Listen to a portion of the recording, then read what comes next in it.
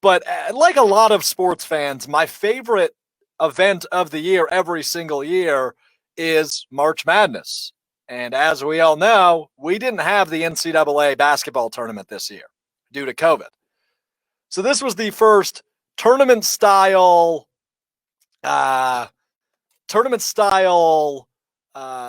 tournament we had in a long time. But on top of that, it was causes, teams, and names we recognized in passing. So you didn't know all the names, of course, because these are guys that play overseas, guys that haven't played in college in several years. But the name of the tournament for me was Marcus Keene. He played for Sideline Cancer, the team the Golden Eagles knocked off in the championship game. He was the name of the tournament, Marcus Keene. And I recognized that name, but I couldn't remember quite why. And it popped into my head 2 years ago only. He led the nation in scoring for Central Michigan. And although you weren't sitting down on your couch on a Thursday night drinking a beer and watching Central Michigan take on Eastern Michigan or Ball State or whoever they were taking on that particular night, you probably didn't go out of your way to watch Marcus Keene. But you recognize the name because he led the nation in points just 2 years ago. And the under 6 foot guard put on a show in TBT in the 5 games he played in. So that was fun. But regardless of Marcus Keene, for the Golden Eagles, for Marquette's team, we saw Jameel Wilson and Darius Johnson-Odom, DJO, the tournament player, or the player of the tournament, rather. They put on a show for Marquette like it was freaking 2012 again. And it was as badass as it got. I mean, it was really quality entertainment. And for the next generation, Travis Diener, who will join us here in about 5 minutes, was chucking dimes like he used to D. Wade and Steve Novak back in the 2003 Final Four. I mean, it was just crazy awesome to see all these players doing what they do best. But to go back to that win or go home tournament style play that we haven't seen since the Big East tournament. Not quite. Big East tournament got axed. It got chopped by COVID. What about the Big Ten tournament? That didn't happen. How about the MAC women's basketball tournament in Cleveland? That got axed by COVID. This is the first real win-or-go-home tournament style we've seen since the NFL playoffs. Seriously. I mean, this is the first time we've seen real win-or-go-home, smash mouth. You know, your bags are packed, the bus is warm when you lose in the basketball tournament. It was the best stuff we've seen since the NFL playoffs.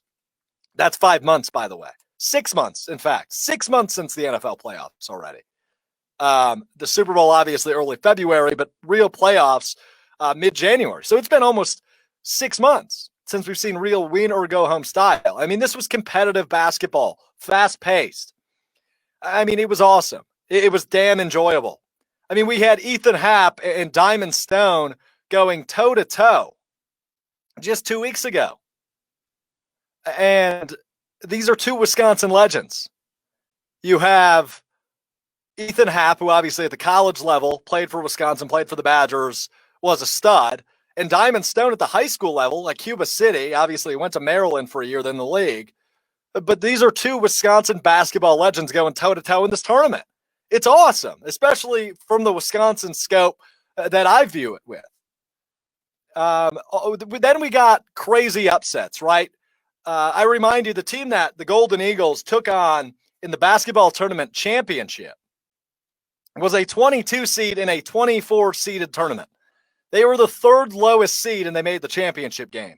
So talk about crazy upsets and crazy finishes. You add in that Elam ending and it is insane.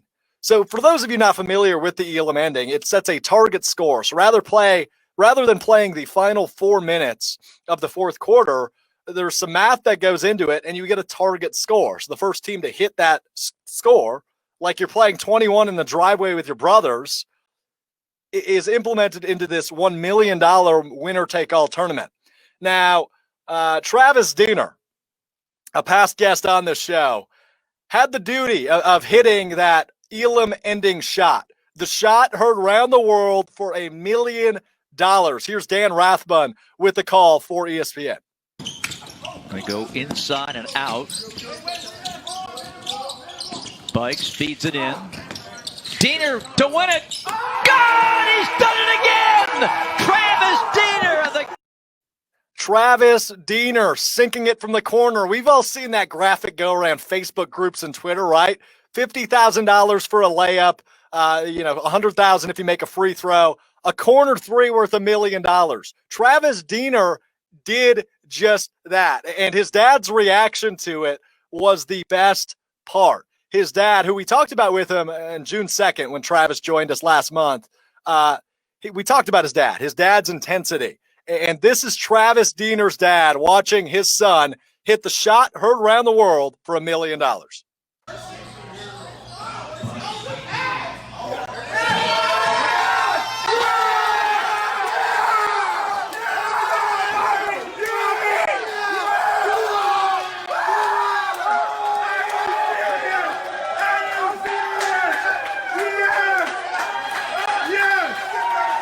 It doesn't get much better than that. I mean, it's such a small town vibe, right? The dad, or Travis's dad, running behind the bar to hug the bartenders, and I assume probably the owners, some family and friends, obviously getting hyped up.